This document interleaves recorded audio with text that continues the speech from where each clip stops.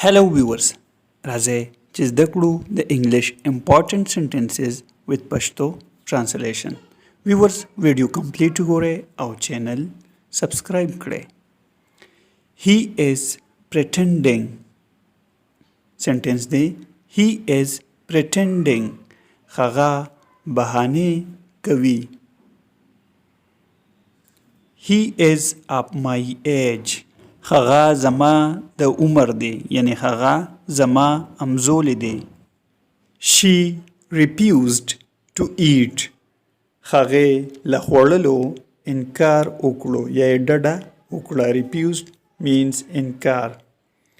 Don't eat bad food. بد خواړه مه خورئ. بد خوراک مه کوئ. Keep away from children. له ماشومانو یې لرې وساتئ. away لرې.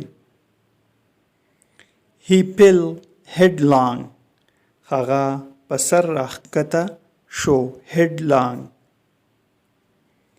Wait for 10 minutes. لس منټه انتظار وکړئ. for 10 minutes. She works very smartly.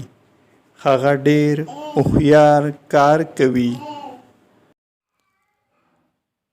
Don't think more. Please. مهرباني وکړئ نور فکر مه کوئ. It's so funny. Funny means مزاحیه مسخره. دا ډیر مسخره ده. It's so funny. She can speak English very well.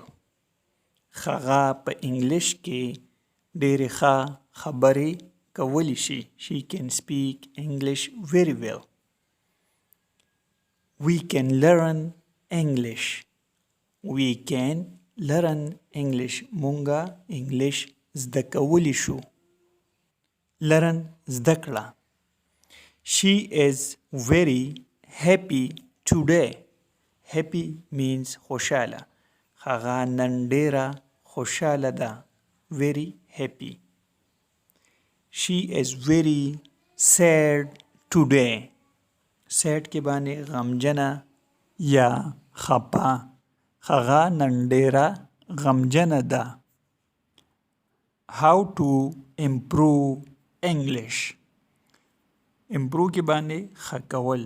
څنګه انګلیش ښه کړو. how to improve English. sentence دی we need hard work. need کې باندې ضرورت. hard سخت. مونږ ته سخت کار ضرورت دی. you should to learn. should کې باندې خامخا یا تعالی پکار دی. تاسو به زده کړه کوئ. you should to learn. She want to leave this school. هغه غواړي چې دا سکول پرېږدي. leave کې باندې پرېښودل. want غواړي. He loves his work. هغه د خپل کار سره مینه لري. loves مینه. his work د خپل کار سره. he loves his work. Subscribe, like and share this video. Thanks for watching.